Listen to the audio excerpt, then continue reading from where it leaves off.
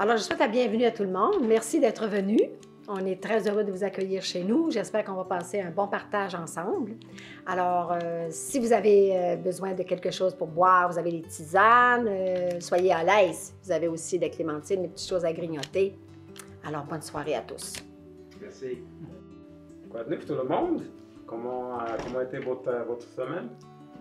Ah oui, nous, on a eu des réparations cette semaine parce qu'on doit accueillir quelqu'un bientôt. Alors, on voulait que ça soit présentable. Et puis, on a eu beaucoup de dégâts, mais ça a fait une semaine chargée. Wow. Moi, cette semaine, ça n'a pas été facile avec les enfants. Bébé n'a pas dormi beaucoup, plusieurs des nuits. Mais tout de même, j'ai pris le temps de jouer au bloc Lego avec ma petite fille. Elle a été bien contente que je passe du temps avec elle. C'est bien. Merci.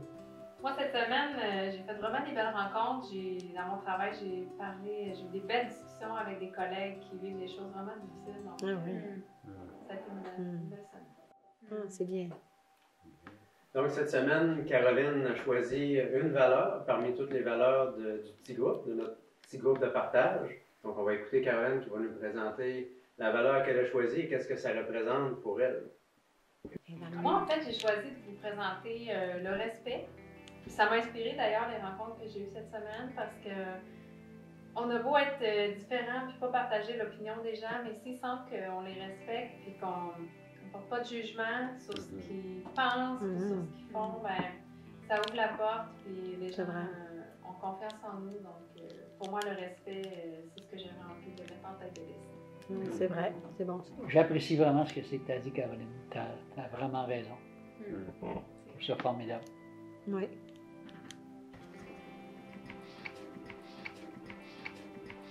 On va chanter le chant d'amour de Dieu. Hey, ça c'est beau. Avant-dernier dans votre tête. Avant-dernier, OK. La majeur. On y va?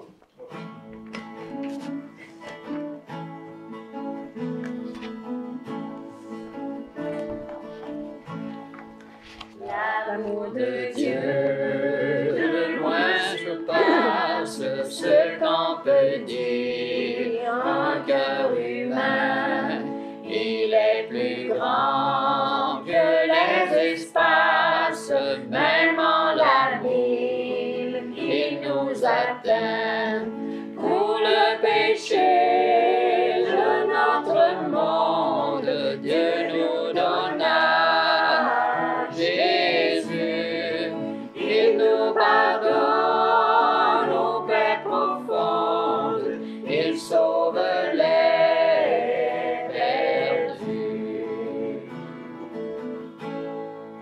Versez de l'encre dans les ondes, changez le ciel en parchemin, tendez la plume à tout le monde et que chacun soit écrivain. Vous dire toujours l'amour du Père ferait tarir les eaux et remplirait la terre entière sur ses divins rouleaux. L'amour de Dieu, si fort, si tendre, est un amour sans fin. Tel est le chant que font entendre les anges et les saints. Les anges et les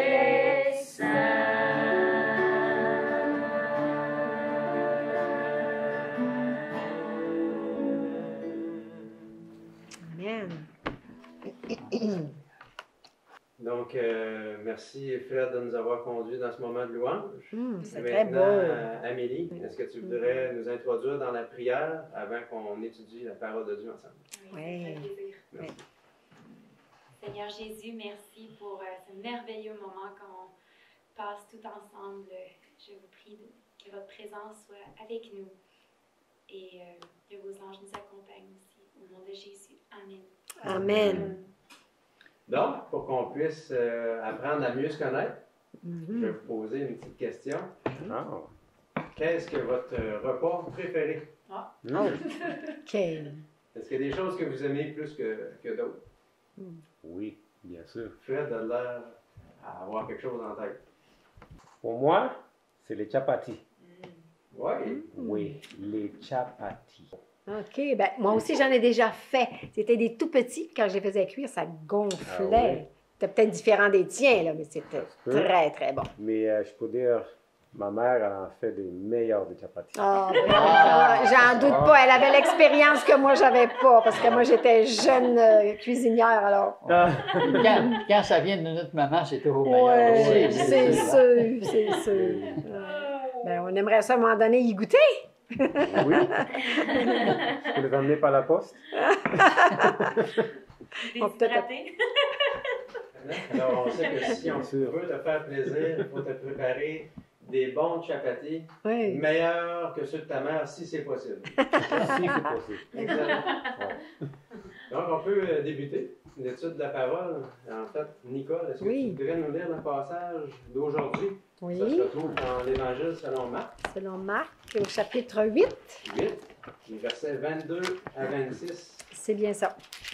Alors, Marc, chapitre 8, versets 22 à 26.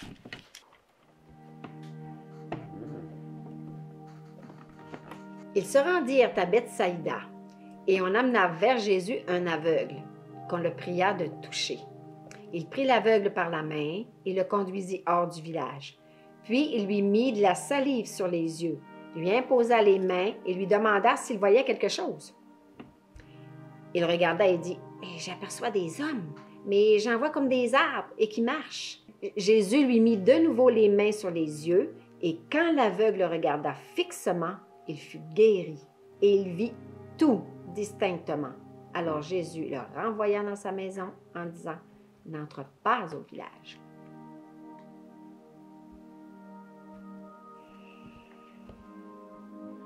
Merci, Nicole. En fait, je voudrais vous poser une première question pour nous faire réfléchir avec le texte qu'on vient de lire. Quel geste est-ce que Jésus a posé à l'aveugle pour qu'il puisse guérir? Donc, premièrement, il l'a pris par la main, le conduisit hors du village, puis il a mis de la salive sur les yeux, ça dit, puis il a imposé les mains. Mhm. C'est ça? Ouais, on voit Oui. que dans le texte nous dit qu'il a effectivement touché. Oui. C'est ça? Il l'a touché. Donc maintenant, le texte qu'on vient de lire aussi nous mentionne d'autres détails. Qui a emmené l'aveugle hors du village? C'est intéressant, Michael, la question que tu poses, parce que moi, il y a quelque chose qui me touche beaucoup là-dedans. On ne mentionne pas les noms des personnes qui ont emmené l'aveugle, Peut-être ses amis. mais c'est certain que ces gens-là connaissaient Jésus, Oui. puis ça dit que quand ils l'ont emmené, il était certain qu'il y a quelque chose qui allait se passer, puis il y a comme une supplication. On dit, Seigneur, je t'en prie, touche-le. Moi, j'appelle ça un peu l'attouchement de Jésus, Oui. que quand Jésus te touche, tu ne peux plus jamais être le même. Mhm. Mais si ces personnes-là ont vu le besoin, cette situation désespérée dans laquelle cet homme-là pouvait être, quand tu dis t'es aveugle, tu vis dans le noir, puis ces gens-là sont sûrs qu'il y a quelque chose qui va se passer, ils ne savent pas trop quoi. Alors, je vois la sensibilité de ces personnes qui devaient certainement beaucoup aimer cet aveugle-là. Même si on ne mentionne pas le nom, on m'a dit c'est des gens qui avaient du cœur et qui se souciaient des autres. Oui, c'est vrai, c'est vrai. Mais, tu sais, moi, je me demande la question, c'est où exactement Bethsaïda? Ah, Mhm. c'est Je sais vrai. pas si vous- C'est une Ouais. bonne question. C'est une bonne question, puis souvent, quand on n'est pas familier avec la Bible, puis les endroits où Jésus est allé, on a comme un support qui nous aide à voir un petit peu les différents endroits où Jésus a marché. Ah, oui. Alors ici, nous avons une carte qui nous montre tous les endroits où Jésus a marché, où Jésus a prêché, qui a accompli des miracles. Alors chaque petite ville, chaque village est mentionné ici. Puis quand on regarde Bethsaïda, c'est tout près de la mer de Galilée. OK. Alors c'est intéressant de savoir que Jésus a marché là, puis il y a quelque chose qui s'est accompli dans cet endroit-là. Et c'est pour ça que la Bible mentionne que ça s'est passé à Bethsaïda. Parce que les gens vont entendre parler après ça de ce que Jésus a fait. Ouais, ouais, Alors, ça a commencé comme ça et on va voir au fur et à mesure qu'on va découvrir des choses, que tous les endroits où Jésus a marché, il a laissé sa marque. Il y a quelque chose de spécial qui s'est passé. ouais. C'est un peu plus loin que Jérusalem. Oui, Souvent, on oui, entend oui. Jérusalem. Oui, Beaucoup. Vois-tu, tu as Bethléem ici, Ouais. et puis tu as Jérusalem qui est ici. Non, ouais, c'est très Oui. loin de Jérusalem. Hmm. Ouais. Merci. Ouais.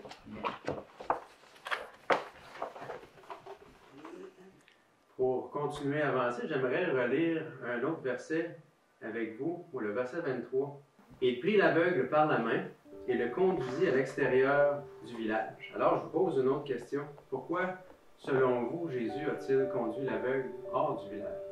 C'est une bonne Moi, question, je me ça. demandais ça justement. Comment ça se fait qu'il l'a sorti de la ville? C'est vrai.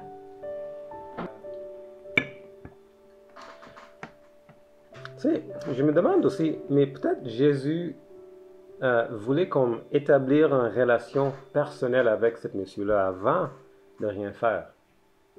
Je sais pas. Avant de mais- faire quelque chose. Oui. Ouais. C'est très intéressant ce que tu partages là, Fred. C'est très plausible. En fait, comme vous pouvez voir, on pose des questions, on réfléchit ensemble. Le texte ne le dit pas, mais c'est intéressant de pouvoir se poser ces questions-là. Peut-être. Avancer Ouais, dans, ouais, ouais. dans notre raisonnement ensemble. Oui, ça a du sens. Moi, je voulais ajouter quelque chose là, par rapport à ça. C'est intéressant ce que c'est que tu dis, Fred. Moi, je pense aussi au fait que Jésus voulait le conduire à l'extérieur pour que ce qui allait se produire, il y a une question d'intimité entre lui et Jésus, Ouais, je qu'il pense puisse aussi. Ouais. reconnaître finalement que Jésus lui portait une attention tout à fait particulière, puis il ne devait pas être dérangé par une foule, bien souvent, c'est qui fait vrai. beaucoup de bruit puis qui dérange tout ça. Ouais. Alors, toute sa vie, il allait se rappeler de ce que c'est qui allait survenir, de passer à l'obscurité à la À la lumière. lumière. Jésus l'a Ouais. pas. Et c'est le seul endroit dans la Bible qu'on mentionne que l'aveugle, Jésus l'a fait à 2 reprises. Oui, c'est vrai. Ça a du bon sens. D'être tout seul avec lui.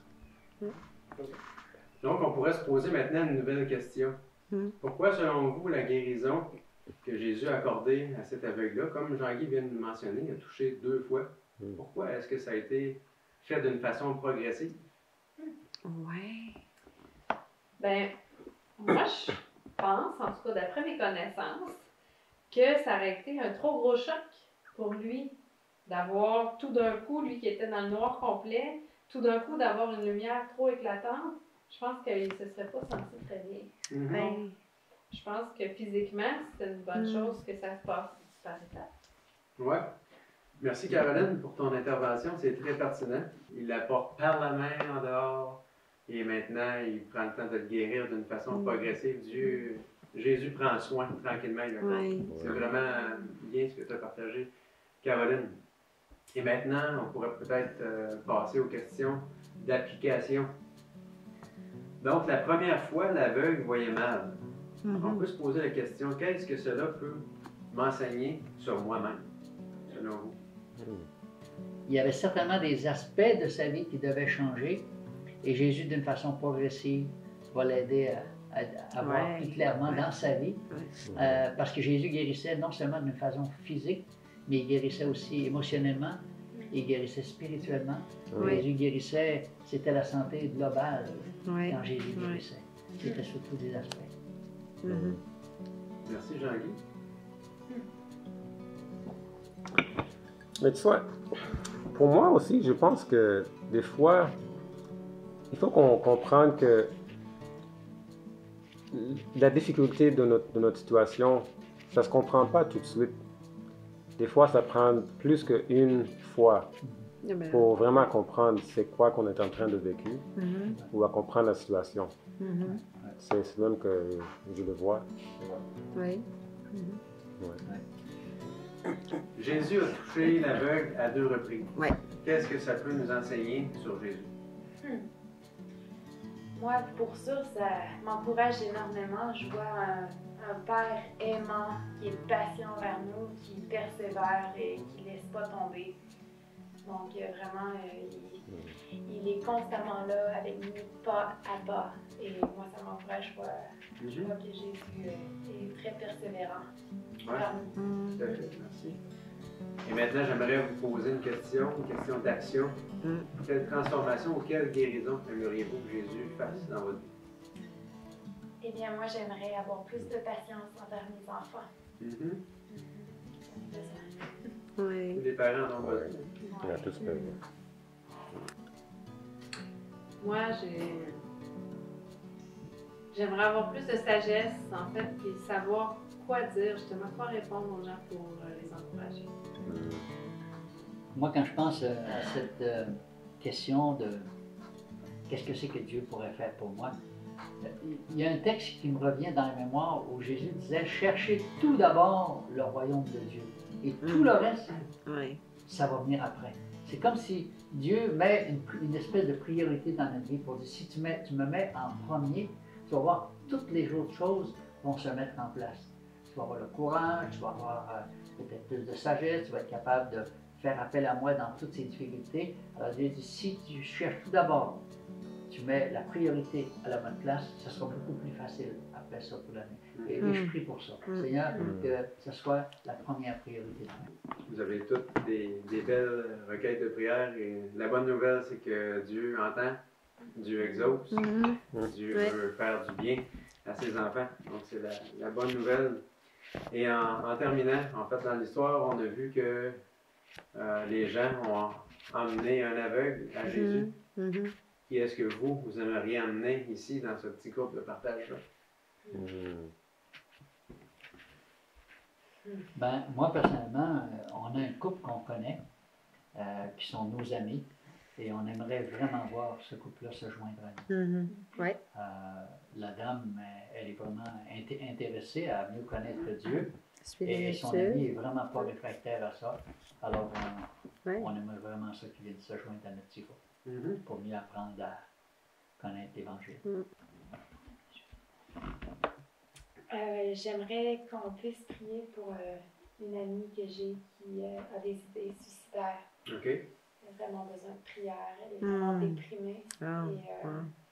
Donc, si vous pourriez la garder dans vos prières, je suis sûre qu'elle apprécierait énormément aussi. Tout à fait, tout à fait. Merci.